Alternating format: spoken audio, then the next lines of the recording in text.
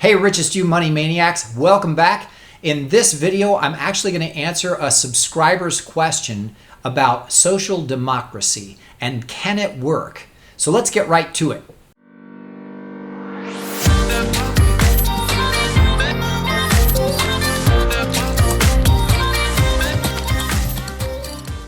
Hey, Richest you money maniacs, welcome back to the Richest You. I'm Tom coming at you. And today I'm actually really excited to be answering a question from Freedom Fighter. Thank you so much, Freedom Fighter, for sending in this question. It was a really great question. Freedom Fighter's question was, can a social democracy work, or democratic socialism? Can a system like that actually work? And actually, my answer was short and to the point, and I thought, you know what, I'm just going to do a video to explain a little bit more in depth about why I answered the way I did. And I know a lot of people are kind of wondering the same thing too. A lot of folks nowadays, in fact, are saying things like, well, clearly the United States is failing, and so capitalism must not work, and obviously free markets must not work. What that means is that they don't realize that we haven't had free markets for decades, and we haven't had a free country for a long time. I don't know if anybody remembers, if you're watching this video, but from the 1950s, there was a huge neurosis in the United States about communism. It was called the Red Scare. In fact, it was so bad that they had actually neighbors telling on each other and spying on each other to see if they were communist friendlies or communist conspirators.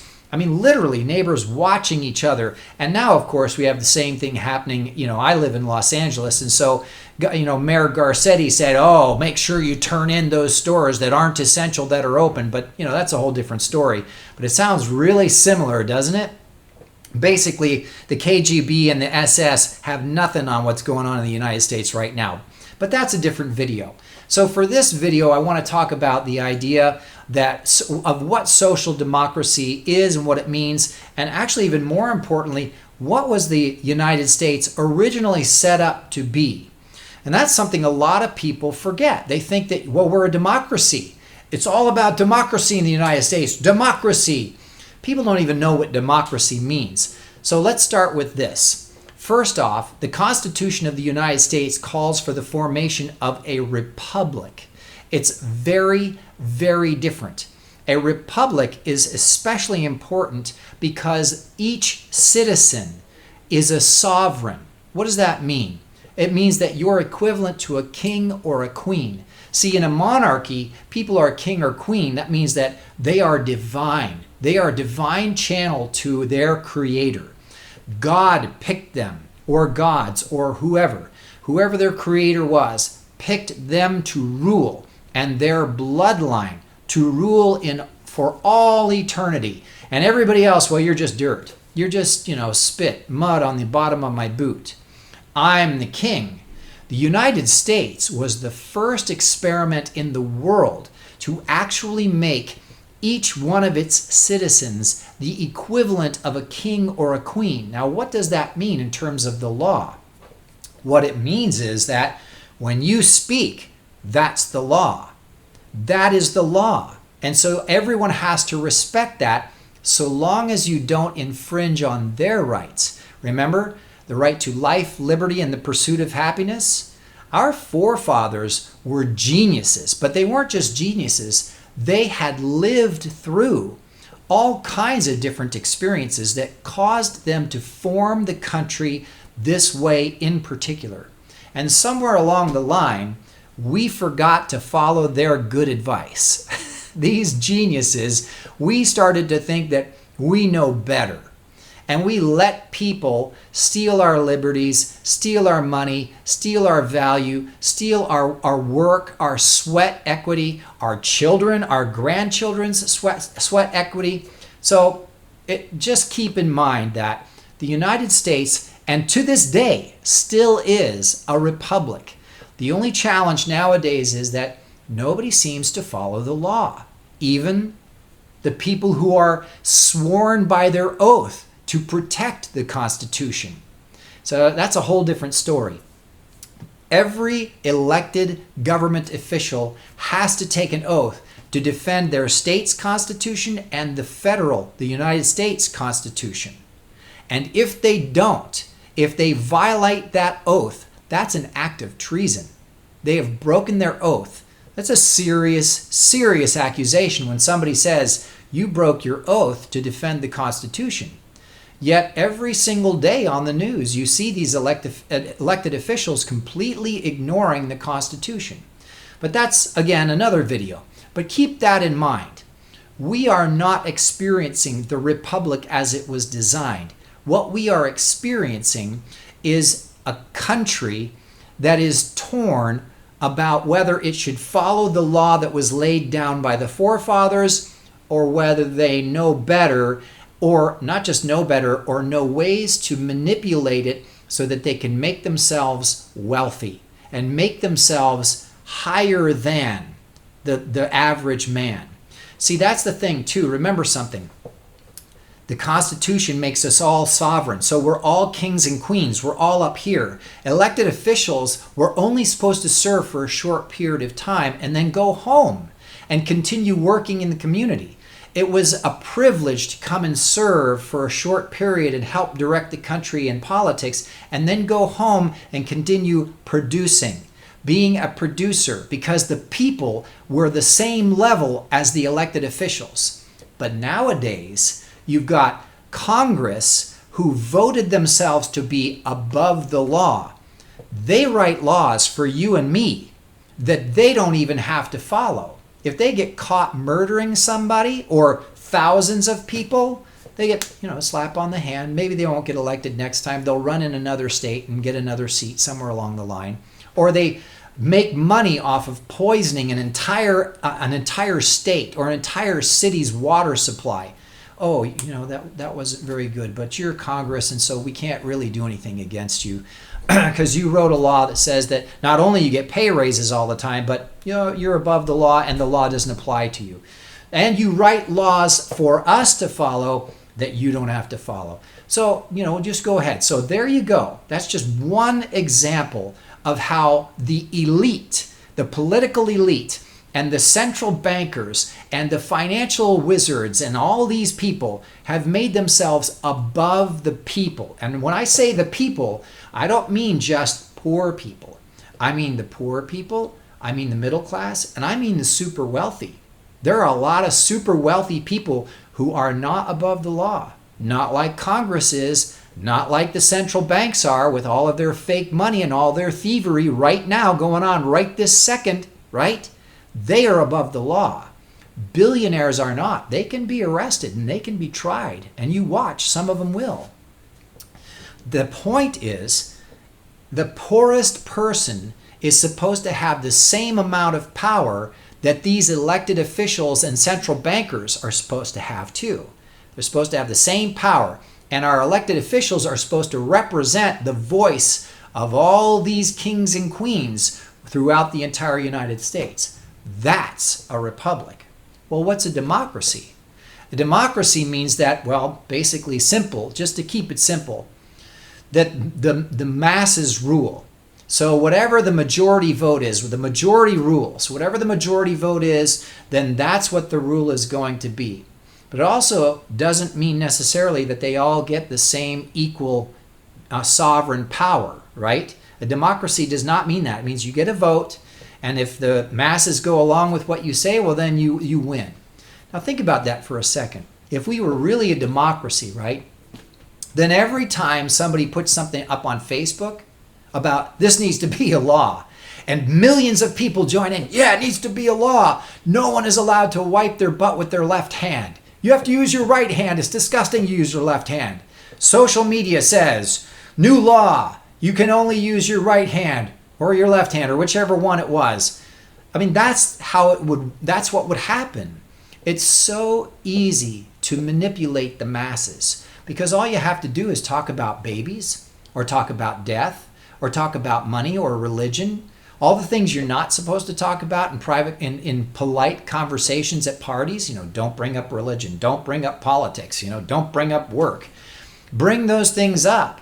And man, you'll push buttons. you'll get people really upset. And all you have to do is say something that's not completely true. There's a little bit of truth in it, but you took it out of context and you twisted it this way and you twisted it that way, and then you reword it.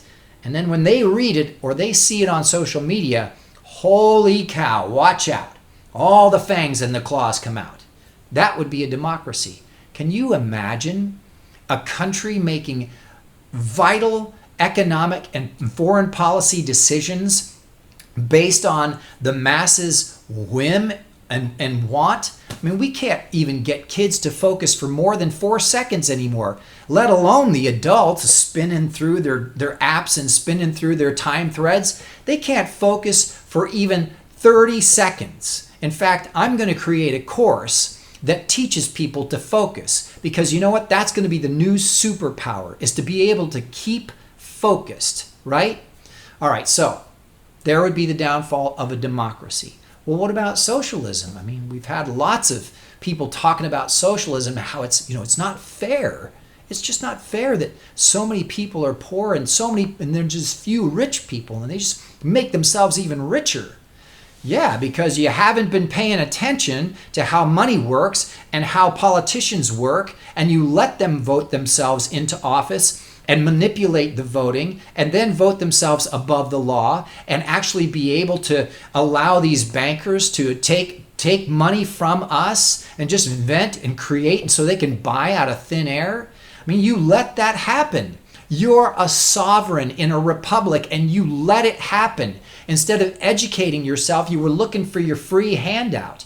You want UBI, you want that universal base income. I want my stimulus check. Instead of building something of value and doing something worth paying for, someone else paying for, you're sitting around watching your streaming your stuff online and sitting on your couch waiting for your free living. It's no wonder that they're getting away with it. So socialism it never, ever, ever brings people up. It never brings people up.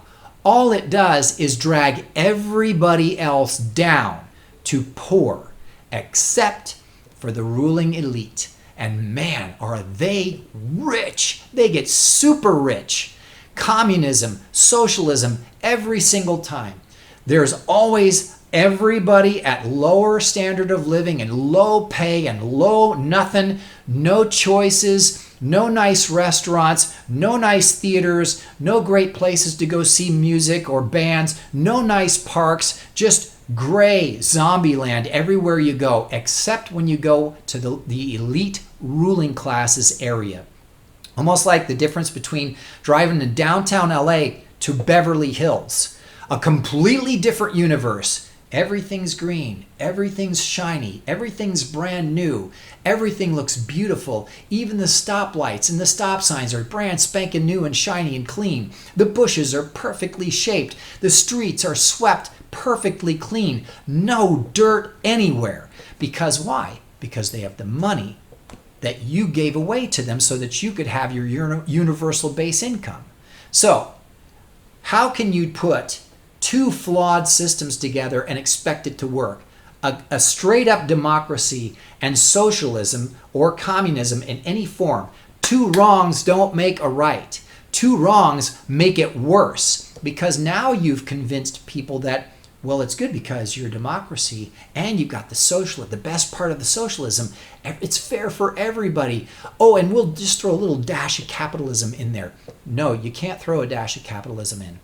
You have to either commit to capitalism and you have to commit to a republic, or it won't work, because as soon as the government starts to manipulate at all to the benefit of anybody, poor or otherwise, rich or poor, it's not a free market, it's not capitalism, and it's not a republic. It is not anymore, and you can't call it those things and then blame those philosophies for not working right.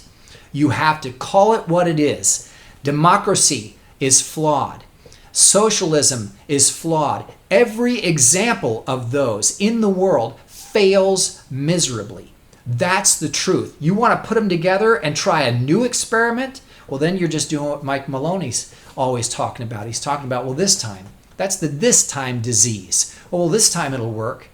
even though throughout history it never worked. Well, this time it'll work. We're smarter. We have better degrees. We have PhDs and masters and bachelors in all kinds of, and we've done all these theories and all these models, and we know it'll work. You know what? The world just doesn't care. You either are a free market and a republic or you're not.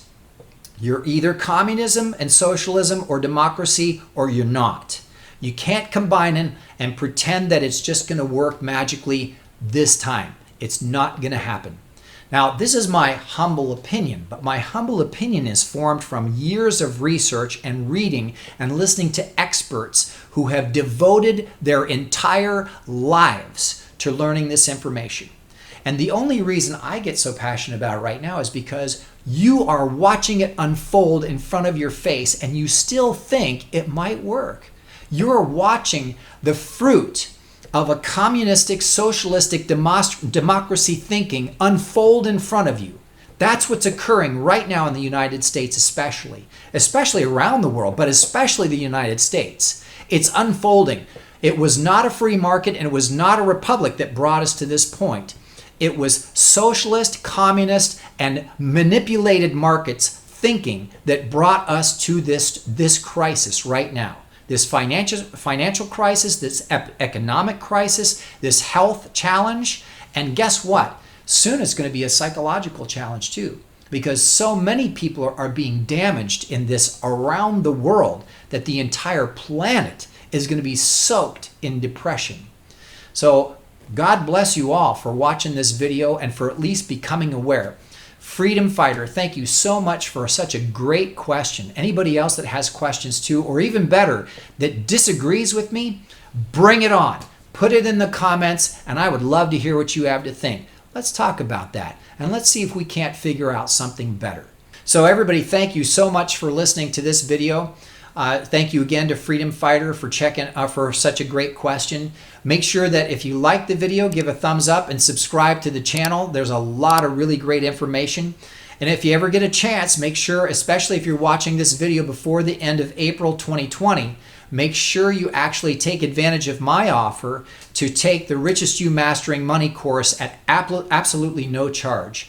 I think that when you take that course and you start to understand money and finance the way that it's described in there, which is how it actually works, you'll understand more why a social democracy just won't work. It just won't.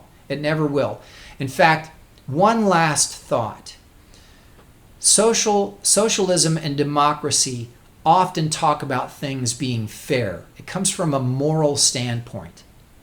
But socialism, communism, and even democracy sometimes mean that you are relying on someone else to work to support someone who doesn't work. And then you take a small piece of that too, so that as a government worker you can have a salary just so you can have a job.